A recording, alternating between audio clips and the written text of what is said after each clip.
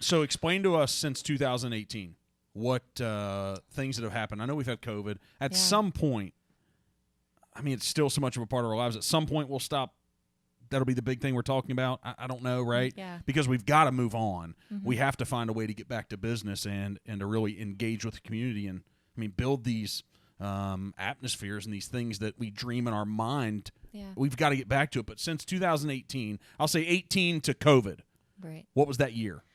What were you doing? Woo. So I guess you have to kind of take a bit of a step back to take that step forward in my path, so to speak. Mm-hmm. Never linear. But in 2015, I had founded Tiller, which was a mobile app that connected job seekers to companies on demand. So we had looked at the contingent workforce, wanting to create something that really could answer the call where we were seeing the peer-to-peer market boom with companies like Uber or Lyft or Postmates or any of those. They were all peer-to-peer. It was, I'm a person that wants to do some kind of gig and I'm going to do it for you. Mm-hmm. And the theory was, wait a minute, why isn't there really anything out there that was answering the call from a business to individual standpoint?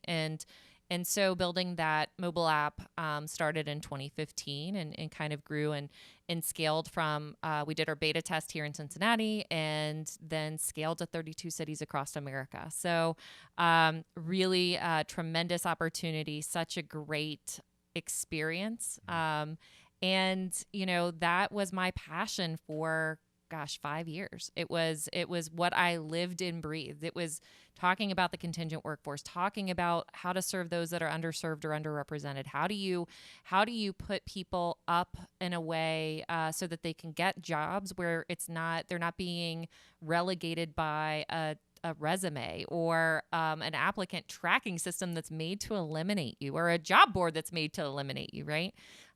Building something that was just very much focused on inclusivity, where, when we made matches, it was based on skills. Do you have the skills? Does it match to the requirements of the job?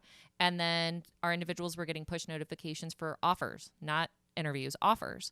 So that was what I lived and breathed for almost, 5 full years.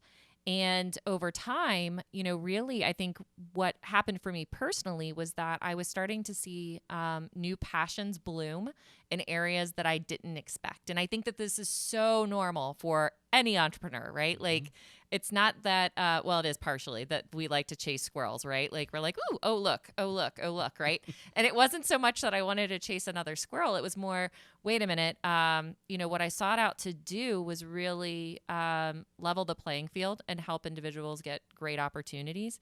I really wanted to show that transferable skills would actually be a part of an equation where I thought, just because you haven't had a job title before doesn't mean that you're not qualified for it.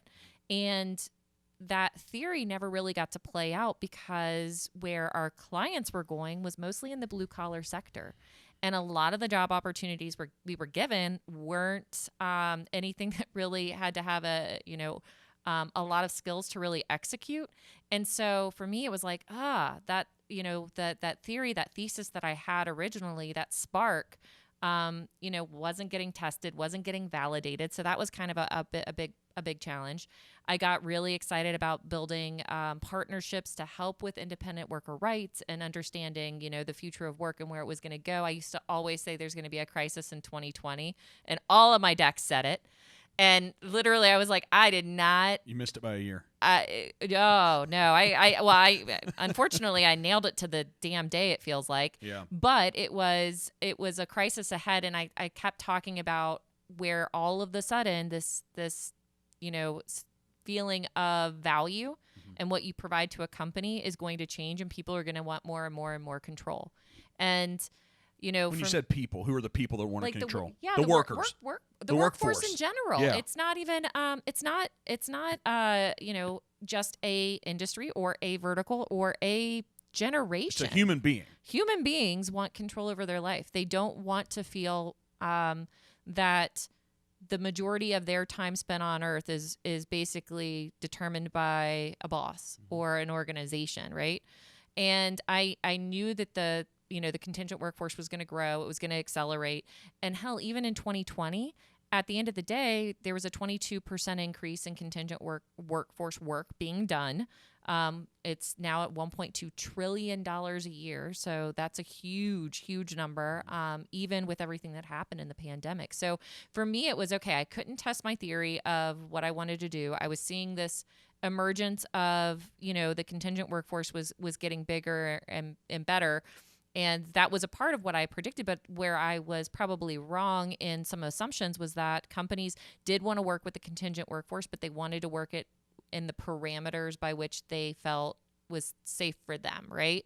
And so I had that. I also had a really big passion for education and how, we have to become lifelong learners as a society, because technology is accelerating so fast that we're never going to keep up with it. So how do you build for the future of work if you're not leading from within and saying, okay, well, just because you don't have a skill set doesn't mean that you can't gain it. So being the lifelong learner. Yeah. So what does that mean? So you're sitting here talking to Mark, and we're sitting down in a group of 4 or 5 people around a bonfire. You're like, hey, you got to be a lifelong learner. Yeah. What's that mean? What's that look like?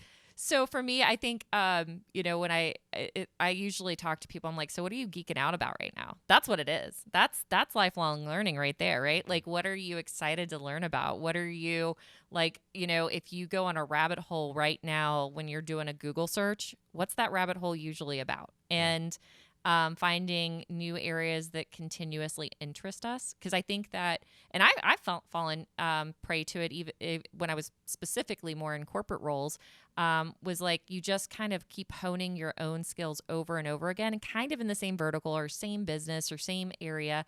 But then all of a sudden, I think entrepreneurship specifically has kind of blossomed where I'm like, ooh, I would love to learn about crypto or blockchain or things that might not be applicable to my day-to-day life right this second, but I feel like they're having a major impact on society. So I want to learn about it. So that's what, usually those conversations look like. It's not, like you got to go to school forever. Right. It's what are you getting excited to learn about, or what's intriguing you or interesting you right now?